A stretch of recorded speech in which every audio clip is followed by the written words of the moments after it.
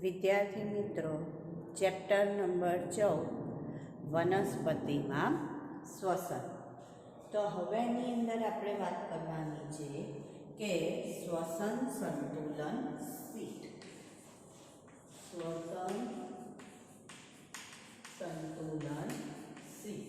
તો આપણે જે વાત કરી કે જ્યારે પણ વનસ્પતિમાં શ્વસનની પ્રક્રિયા થાય ત્યારે એની સાથે 3 પ્રક્રિયાઓ સંકળાયેલી છે અને જો 3 પ્રક્રિયાઓ થાય તો જ વનસ્પતિમાં શ્વસનની પ્રક્રિયા પૂર્ણ થઈ ગણાય અને શક્તિ છૂટી પડશે.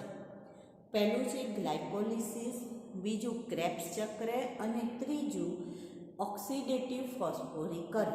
આ 3 તબક્કાવાર પ્રક્રિયાઓ થશે ત્યારે જ પ્રક્રિયા પૂર્ણ થઈ ગણાશે. ગ્લાયકોલિસિસ થાય ત્યારે ગ્લુકોઝ પહેલાં પાયરુવિક એસિડમાં ફેરવાશે. પાયરુવિક એસિડના 2 અણુ બને છે. ત્યાર પછી એ ક્રેબ્સ ચક્રમાં પ્રવેશે છે, એટલે કે કોષ રસમાંથી કણાભ સૂત્રમાં પ્રવેશશે. ક્રેબ્સ ચક્રમાં પ્રવેશશે ત્યારે એનું સંપૂર્ણ જે પાયરુવિક એસિડ છે એનું સંપૂર્ણ વિઘટન થઈ એમાંથી CO2 અને H2Oનો અણુ પ્રાપ્ત થશે આપણને. અને જ્યારે એમાંથી CO2 અને H2O બન્યું પણ હજી આપણને FADH2 કે NADH2માંથી શક્તિ પ્રાપ્ત થઈ નથી. તો એ શક્તિ ક્યારે પ્રાપ્ત થશે? તો કે એ શક્તિ જ્યારે ઓક્સિડેટિવ ફોસ્ફોરીકરણની પ્રક્રિયા થશે, એટલે કે FADH2 અને NADH2 વાતાવરણના ઓક્સિજન મેળવી અથવા ઓક્સિજન સુધી વહન પામી ઓક્સિડેશન પામશે ત્યારે એમાંથી શક્તિ છૂટી પડશે. તો આ 3 પ્રક્રિયાઓ જ્યારે પૂરી થાય, 3 તબક્કામાંથી પસાર થાય ત્યારે શ્વસનની પ્રક્રિયા પૂરી થઈ. તો હવે આપણે શ્વસન સંતુલન શીટ એટલે કે ATPની ગણતરીની વાત કરવાની છે કે જારક પ્રક્રિયા દરમિયાન કેટલા ATPનું નિર્માણ થશે. તો સૌથી પહેલાં આપણે જોઈએ કે અહીંયા આપણે કહીશું કે ગ્લુકોઝના એક અણુના ઓક્સિડેશન દ્વારા કેટલા ATP આપણને પ્રાપ્ત થાય છે એની આપણે હવે ગણતરી કરવાની છે. ગ્લુકોઝના એક અણુના ઓક્સિડેશન દ્વારા કેટલા અણુ ATPના પ્રાપ્ત થાય? તો પહેલું આવશે ગ્લાયકોલિસિસ દરમિયાન ATPની પ્રાપ્તિ.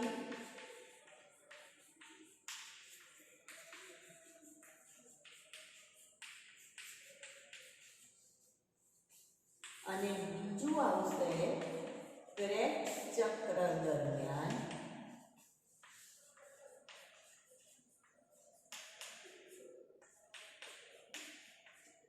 ATPની પ્રાપ્તિ. તો જ્યારે ગ્લાયકોલિસિસ દરમિયાન જો આપણે ATPની પ્રાપ્તિની વાત કરીએ તો એ આગળ પણ આપણે કરી ગયા હતા અને ફરીથી કરીએ છીએ આપણે. તો સૌથી પહેલાં આપણે કહીશું કે 2 અણુ ATPનું આધારક આધારિત નિર્માણ થાય છે. આધારક આધારિત 2 અણુ ATPનું નિર્માણ આધારક આધારિત.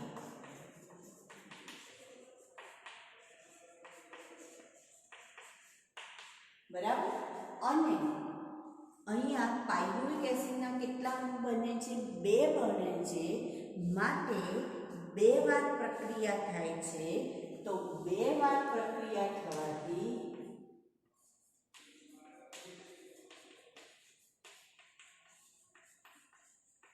કુલ કેટલા પ્રાપ્ત થયા? 4 અણુ ATPના પ્રાપ્ત થયા. જે આપણે વિફોસ્ફોરીકરણ તબક્કા દરમિયાન આપણે વાત કરી ગયા હતા કે આપણને જે વિફોસ્ફોરીકરણ તબક્કો છે તે દરમિયાન 4 અણુ ATPના પ્રાપ્ત થશે, જેમાંથી 2 અણુ ATP ફોસ્ફોરીકરણ તબક્કામાં વપરાય છે. આવું બધું આધારક આધારિત ના યાદ રહે તો વિફોસ્ફોરીકરણ તબક્કા દરમિયાન. બરાબર. અને બે અણુનું એટીપીનો વપરાશ ક્યારે થયો તો ફોસ્ફોરીકરણ તબક્કામાં વપરાશ. બે અણુ એટીપીના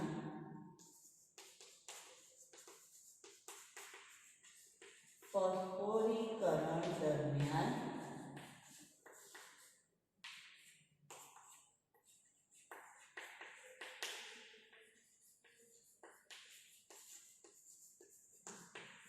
વપરાશ.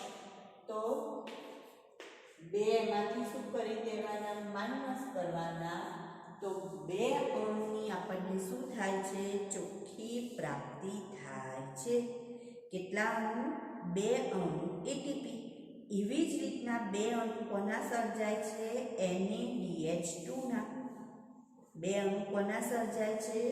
NaDH2 ના.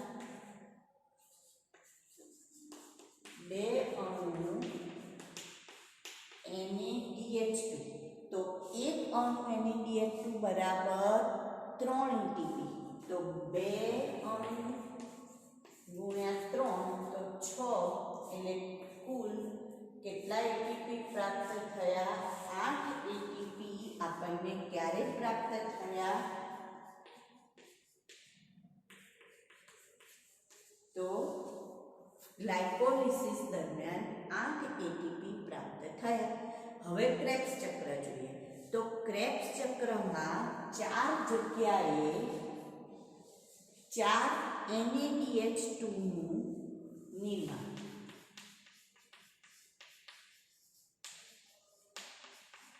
તો એનો મતલબ 4 ગુણ્યા 3 કેટલા થયા? 12 અણુ થયા. બરાબર. બે જગ્યાએ FADH2 નું નિર્માણ, એક જગ્યાએ FADH2 નું નિર્માણ 7મા સ્થાને થયું હતું ને. તો 1 ગુણ્યા 2 કેટલા થયા? 2. તો 12 + 2 કેટલા થયા? 14. પાયરુવિક એસિડના કેટલા અણુ હોય છે? 2 અણુ હોય છે. એટલે ટોટલ પ્રક્રિયા પાયરુવેટના 2 અણુ હોવાથી આ જે પણ આંકડો છે એની કેટલા વડે ગુણવાનો? 2 વડે. એટલે 14 ગુણ્યા 2 28 એટીપીના અણુ પ્રાપ્ત થયા, વત્તા 6થા નંબરના સ્થાને 1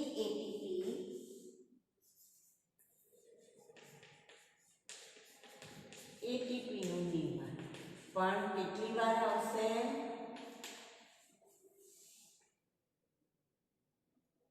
2 અણુ હોવાથી પાયરુવેટ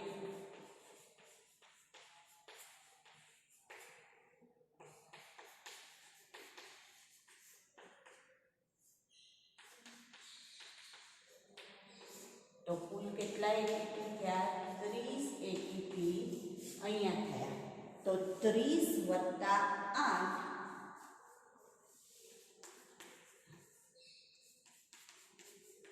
તો ટોટલ 38 એટીપીની પ્રાપ્તિ થશે. શ્વસન સંતુલન શીટમાં જોઈએ તો એક અણુ ગ્લુકોઝના ઓક્સિડેશન દરમિયાન કેટલા એટીપી બને છે? 38. હવે જ્યારે સુકોષ કેન્દ્રીની વાત કરીએ તો સુકોષ કેન્દ્રી સજીવમાં આપણે પાયરુવિક એસિડ કણાભ સૂત્રમાં પ્રવેશે છે. કોષરસમાંથી શેમાં પ્રવેશે છે? કણાભ સૂત્રમાં. તો જ્યારે કોષરસમાંથી કણાભ સૂત્રમાં પ્રવેશે ત્યારે એટીપીનો વપરાશ કરે છે. એટલે આમાંથી 2 અણુ એટીપીના વાપરી કાઢે છે. માટે સુકોષ કેન્દ્રમાં કેટલા એટીપી ઉત્પન્ન થશે? તો કે 36 એટીપી ઉત્પન્ન થશે સુકોષ કેન્દ્રી સજીવમાં. કેમ સુકોષ કેન્દ્રીમાં 36 એટીપી ઉત્પન્ન થાય છે?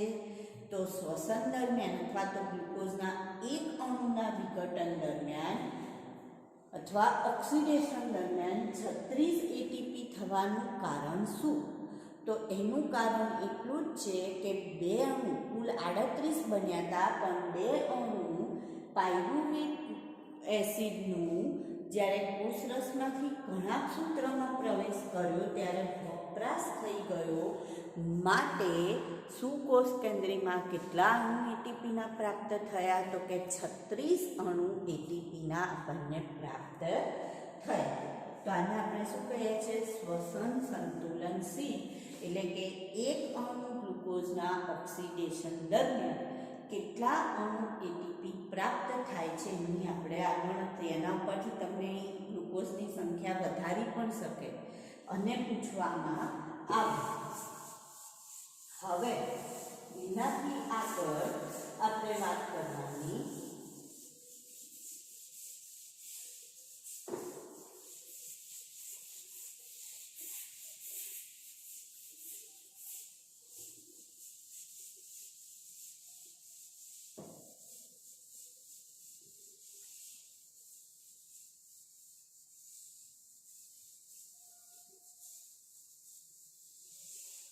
તો હવે એનાથી આગળ આપણે વાત કરીશું જે છે એમ્ફીબોલિક પથ. એમ્ફીબોલિક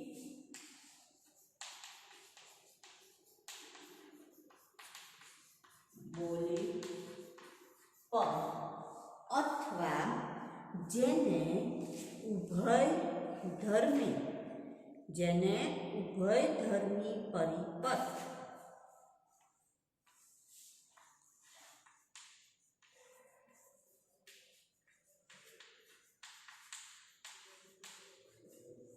તરીકે ઓળખવામાં આવે, અથવા તો જેને ચયાપચય પથ તરીકે ઓળખવામાં આવે છે.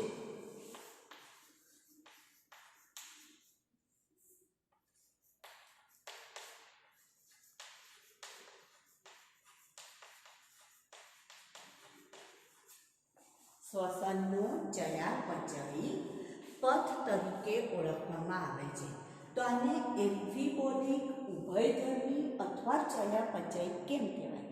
તો એમાં 2 પ્રક્રિયાઓ થાય છે, ચય અને અપચય બંને થાય છે. જેમાં આપણે ઉભય ગુણધર્મી કોને કહીએ? ધારો કે ઉભયજીવી કે જે જમીન અને પાણી બંનેમાં રહેતા હોય તો એને શું કહીએ છીએ? ઉભયજીવી કહીએ છીએ. તો એવી જ રીતના અહીંયા ચય અને અપચય, એનો મતલબ સર્જન પણ થાય છે અને વિઘટન પણ થાય છે. એવી બંને પ્રક્રિયાઓ થાય છે, માટે એને શું કહેવામાં આવે છે? ચયાપચય પથ તરીકે ઓળખવામાં આવે છે. તો સૌપ્રથમ અહીંયા શું કહે છે કે આપણે જે શ્વસનની પ્રક્રિયા છે એમાં સામાન્ય રીતે આધારક સ્તરે કોનો ઉપયોગ કરીએ છીએ? તો કે કાર્બોદિતનો ઉપયોગ કરીએ છીએ. આધારક સ્તરે કોનો ઉપયોગ કરીશું? કાર્બોદિત. અને જ્યારે શ્વસનમાં પ્રવેશે ત્યારે કાર્બોદિત પહેલાં શેમાં પરિણમશે? તો કે ગ્લુકોઝમાં પરિણમે છે. આધારક સ્તરે આપણે કાર્બોદિતનો ઉપયોગ કરીશું અને સ્વાસ્થ્ય પદાર્થ તરીકે પહેલું શું લઈશું? કાર્બોદિત. અને એ કાર્બોદિત જ્યારે શ્વસનમાં પ્રવેશે ત્યારે શેમાં પરિણમે છે? પહેલાં શ્વસનમાં પ્રવેશતા પહેલાં તો કે ગ્લુકોઝમાં પરિણમે છે. જ્યારે બાકીના જે શ્વાસ્ય ઘટકો છે એનું પણ શ્વસન થાય, પરંતુ તે પ્રથમ તબક્કામાં પ્રવેશતા નથી. આપણે જોયું કે પ્રથમ તબક્કો ગ્લાયકોલિસિસ થયો, તો ગ્લાયકોલિસિસ તો ગ્લુકોઝ સાથે થયું, બરાબર? ગ્લુકોઝથી શરૂઆત થઈ ને, પછીથી જ્યારે આગળ ક્રેબ્સ ચક્ર કે આવે છે ત્યારે પ્રવેશે છે. બીજા શ્વાસ્ય પદાર્થો પછીથી પ્રવેશે છે. તો જે બીજા શ્વાસ્ય પદાર્થો છે એ પછીથી શ્વસન તબક્કામાં પ્રવેશે છે, પહેલેથી શ્વસન તબક્કામાં પ્રવેશતા નથી. તો સપોઝ આપણે અહીંયા જોઈએ તો પહેલું આપણે લખીશું કાર્બોદિત. તો કાર્બોદિત પહેલાં શેમાં પરિણમશે? તો કે ગ્લુકોઝમાં.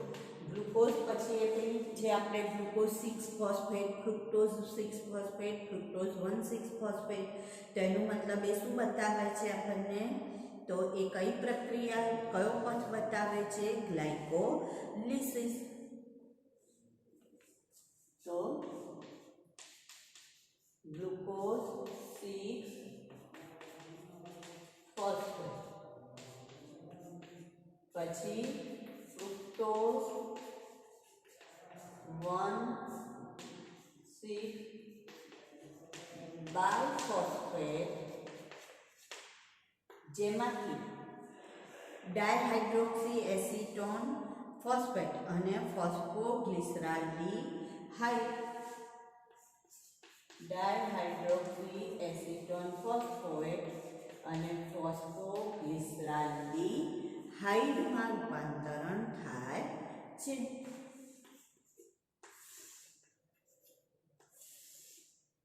બરાબર. તો આ સૌથી પહેલા કોની વાત કરી? આપણે કાર્બોદિતની વાત કરી. તો આપણે શું કહ્યું કે કાર્બોદિત જે છે એ પ્રાથમિક સ્તરે અથવા આધારક સ્તરે જ શ્વસનમાં પ્રવેશે છે. જ્યારે શ્વસનમાં પ્રવેશે ત્યારે પ્રથમ તબક્કામાં એ શેમાં પરિણમે છે? ગ્લુકોઝમાં, અને ત્યાર પછી જ એની પ્રક્રિયા શરૂ થાય છે. બીજા સ્વાસ્થ્ય પદાર્થ એટલે કે પ્રોટીન અને ચરબી એ સૌથી પહેલા એમ કે એમાં પ્રવેશતા નથી. પ્રોટીન અને ચરબી જે છે એ પ્રથમ તબક્કે શ્વસનના એમાં પ્રવેશતા નથી. બરાબર. પ્રથમ તબક્કે એ લોકો શ્વસનની પ્રક્રિયામાં પ્રવેશતા નથી. તો એ ક્યારે પ્રવેશશે શ્વસનની પ્રક્રિયામાં? તો એમાં આપણે જોઈએ તો ચરબી જે છે એ શેમાં પરિણમે છે? તો કે ફેટી એસિડ અને ગ્લિસરોલ. ચરબીનું પહેલા વિઘટન થશે અને શેમાં પરિણમશે? તો કે ફેટી એસિડ અને ગ્લિસરોલ. હવે આમાંથી જે ફેટી એસિડ છે એ ફેટી એસિડ એ એસિટાઇલ કોએમાં ફેરવાય છે. શેમાં ફેરવાશે? એસિટાઇલ કોએમાં ફેરવાશે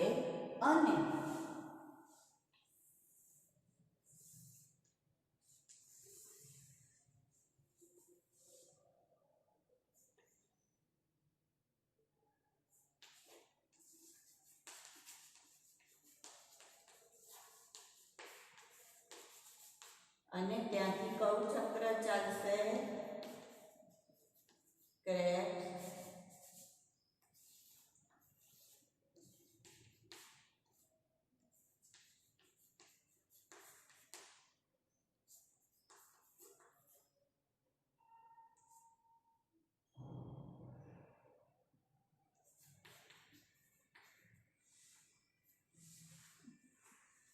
ક્રેબ્સ ચક્રમાં એસિટાઇલ કોએમાં ફેરવાશે અને એસિટાઇલ કોએ પછી ક્રેબ્સ ચક્રમાં પરિણમે છે. તો જે પ્રાથમિક તબક્કો હતો ગ્લાયકોલિસિસ, એમાં આ ચરબી પ્રવેશતી નથી, પણ શેમાં પ્રવેશી? તો કે બીજા તબક્કામાં પ્રવેશે છે. હવે અહીંયા જો ચરબી તૂટે છે અને શેમાં ફેરવાય? તો કે ફેટી એસિડ અને ગ્લિસરોલમાં ફેરવાય છે. હવે એનાથી આગળ જે ગ્લિસરોલ છે એ ગ્લિસરોલ એનું પીજીએલમાં રૂપાંતરણ થાય છે. એટલે પહેલા ડાયહાઇડ્રોક્સી એસિટોન ફોસ્ફેટમાં, ત્યાંથી પીજીએલમાં રૂપાંતરણ થાય. પીજીએલમાંથી શું બને? તો આપણને ખબર છે પાયરુવિક એસિડ. શું બને છે? Pyruvic acid. તો એનો મતલબ એ પ્રથમ તબક્કે નહીં પરંતુ બીજા તબક્કે એમાં પ્રવેશે છે. તો અહીંયા પહેલા ચરબી તૂટે છે એટલે કે વિઘટનાત્મક પ્રક્રિયા થઈ. હવે એની સાથે સાથે બીજું શું કહે છે કે જે ફેટી એસિડ છે એ સજીવને ફેટી એસિડ સ્વરૂપે પણ જરૂરી છે. ફેટી એસિડ કયા સ્વરૂપે જરૂરી છે? ફેટી એસિડ સ્વરૂપે. પણ ફેટી એસિડ તો શેમાં ફેરવાઈ ગયો? એસિટાઇલ કોએમાં. તો ફેટી એસિડનું અહીંયા પુનઃનિર્માણ પણ થાય છે.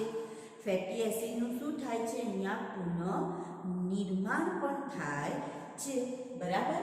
તો ફેટી એસિડનું નિર્માણ પણ થયું અને અહીંયા ચરબીનું વિઘટન પણ થયું. બરાબર. તો તૂટ્યું અને બન્યું માટે એને કયો પથ કહેવાય? ઉભયધર્મી, ચયાપચયિક અથવા એમ્ફીબોલિક પથ તરીકે ઓળખાય. હવે આપણે વાત કરીએ પ્રોટીનની વાત કરીએ તો પ્રોટીન શેમાં ફેરવાય છે? તો કે પ્રોટીન તૂટવાથી એમિનો એસિડ બને છે. શું બને છે? Amino acid. અને આ એમિનો એસિડ શેમાં ફેરવાય છે? પાયરુવેટમાં ફેરવાય છે. શેમાં ફેરવાશે? પાયરુવેટમાં. તો અહીંયા પ્રોટીન ફરી પાછું એમાંથી એમિનો એસિડ બનશે અને પ્રોટીન બનશે. તો એનો મતલબ તૂટવું બનવું બંને પ્રક્રિયા થાય છે. એટલે કે ચય અને અપચય બંને પ્રક્રિયા થાય છે. માટે એને ઉભયધર્મી અથવા એમ્ફીબોલિક પથ અથવા ચયાપચયિક પથ તરીકે ઓળખવામાં આવે છે. તો અહીંયા ચરબી અને પ્રોટીન બંનેનું અથવા તો ફેટી એસિડ અને પ્રોટીન બંનેનું ઓક્સિડેશન પણ થયું અને પુનઃનિર્માણ પણ થયું. માટે એને આપણે કઈ પ્રક્રિયા કહીએ છીએ? ઉભયધર્મી અથવા તો એમ્ફીબોલિક પથ તરીકે ઓળખવામાં આવે છે. કયા પથ તરીકે ઓળખીશું? એમ્ફીબોલિક પથ તરીકે ઓળખીએ છીએ. તો આ થયો એમ્ફીબોલિક પથ. હવે એનાથી તો અહીંયા આપણે શું કહ્યું હતું કે કાર્બોદિત જે છે એ પ્રથમ સ્તરે જ આધારક સ્તરે જ શ્વસનમાં પ્રવેશે છે. અને પ્રથમ તબક્કામાં જ્યારે શ્વસનમાં પ્રવેશે ત્યારે સૌથી પહેલાં શેમાં ફેરવાય? ગ્લુકોઝમાં ફેરવાય છે. જ્યારે બાકીના જે સ્વાસ્થ્ય પદાર્થ છે એટલે કે ચરબી અને પ્રોટીન એ પ્રથમ તબક્કામાં શ્વસનમાં પ્રવેશતા નથી. તો એ ક્યારે પ્રવેશશે? તો સૌથી પહેલાં ચરબી તૂટે છે અને એમાંથી fatty acid glycerol. Fatty acid શેમાં ફેરવાય? એસિટાઇલ કોએમાં અને પછી એ શ્વસનમાં પ્રવેશે છે. જ્યારે ગ્લિસરોલ એ ડાયહાઇડ્રોક્સી એસિટોન ફોસ્ફેટ પીજીએલમાં અને પછી એ શ્વસનમાં પરિણમે છે પ્રવેશશે. પ્રોટીન જે છે એ તૂટી એમિનો એસિડ બનશે. એમિનો એસિડ પાયરુવિક એસિડમાં ફેરવાશે અને પાયરુવિક એસિડ જે છે એ શેમાં ફેરવાય છે? તો કે એ ક્રેબ્સ ચક્રમાં પ્રવેશે છે. ક્રેબ્સ ચક્રમાં પછી આલ્ફા કીટોગ્લુટારિક એસિડ હતો ને એ એમિનો એસિડ છે. એટલે ફરી પાછું એમિનો એસિડનું પુનઃનિર્માણ થયું. તો એનો મતલબ ઓક્સિડેશન અને પુનઃનિર્માણ બંને પ્રક્રિયા થાય છે. માટે એને ચયાપચયિક પથ અથવા એમ્ફીબોલિક પથ અથવા ઉભયધર્મી પરિપથ તરીકે ઓળખવામાં આવે છે. હવે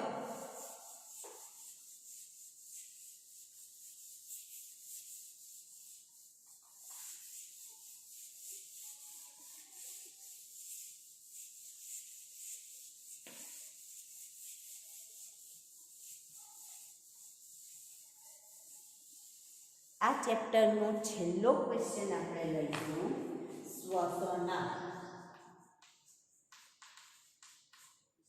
જેને રેસ્પિરેટરી ક્વોટન્ટ તરીકે પણ ઓળખવામાં આવે છે.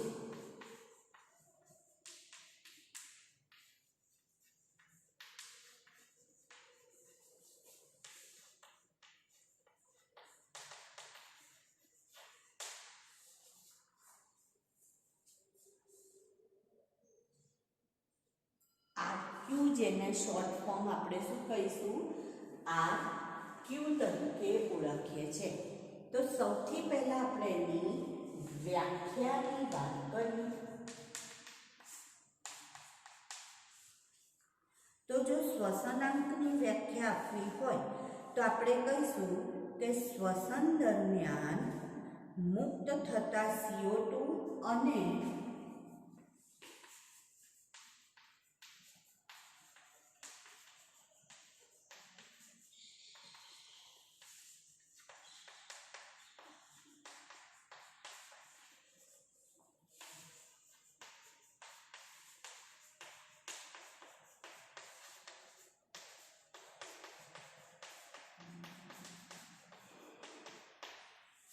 શ્વસન દરમિયાન મુક્ત મુક્ત થતા CO2 અને વપરાતા O2 નો ગુણોત્તર.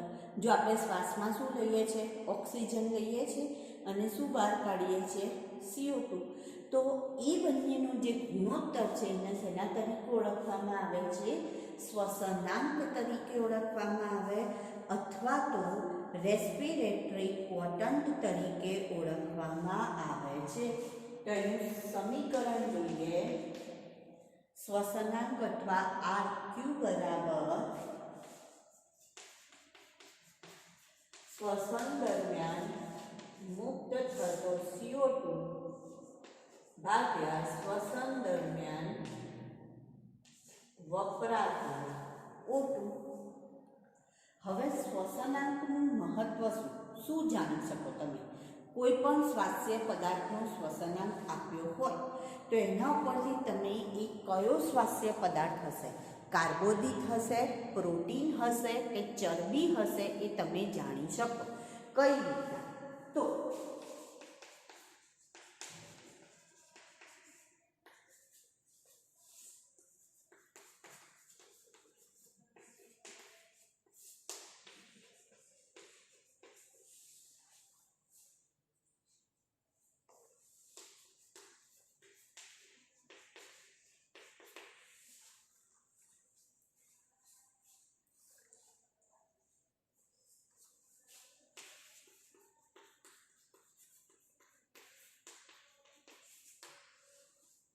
તો ધારો કે હું તમને એમ કહું કે આપેલ પદાર્થનો શ્વસનાંક 1.5 છે અથવા તો 1 છે, તો આપેલ પદાર્થ કયો છે? ઓપ્શન આપેલા હોય તો એમાં કાર્બોદિત ઓપ્શન આપેલું હોય તો આપણો જવાબ શું આવશે? કાર્બોદિત. તમને એવું કહેવામાં આવે કે આપેલ પદાર્થનો શ્વસનાંક 0.9 છે અથવા તો કોઈ એક પદાર્થનો શ્વસનાંક 0.9 છે, તો નીચેનામાંથી કયો પદાર્થ હોઈ શકે? ઓપ્શન આપ્યા છે. નંબર 1 પહેલો ઓપ્શન આપેલો છે ઘઉં, નંબર 2 ચોખા, નંબર 3 ચણા અને નંબર 4 આપેલું છે આપણને તેલ. તો આમાંથી તમે તરત જ ટીક કરશો ચણાને. કેમ? કારણ કે 0.9 કોનું છે? પ્રોટીનનું. તો પ્રોટીન શેમાં છે? ચણામાં છે. બરાબર.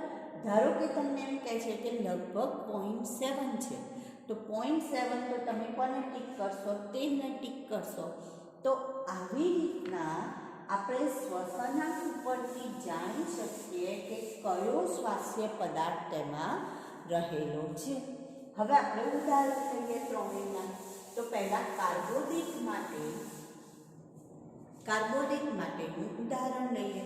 તો કાર્બોદિત માટેનું ઉદાહરણ તો સિમ્પલ જ છે.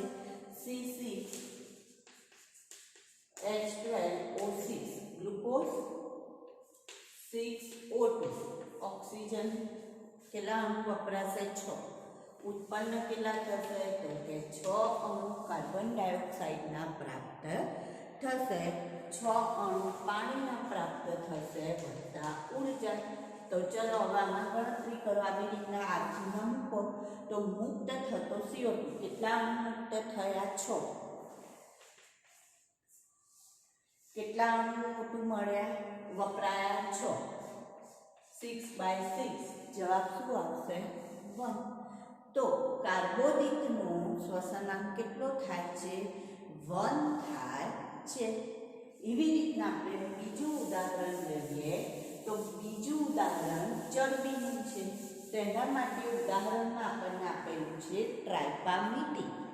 કઈ ચરબીનું ઉદાહરણ આપેલું છે? ટ્રાઇપામીથિન.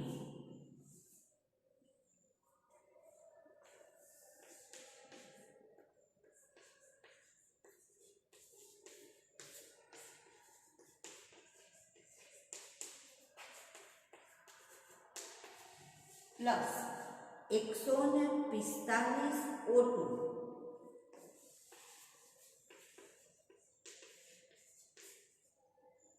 102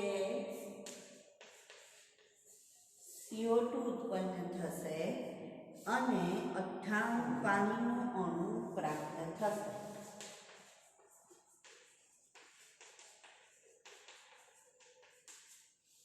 તો ચલો અહીંયા મૂકીએ આપણે 102 ભાગ્યા 145.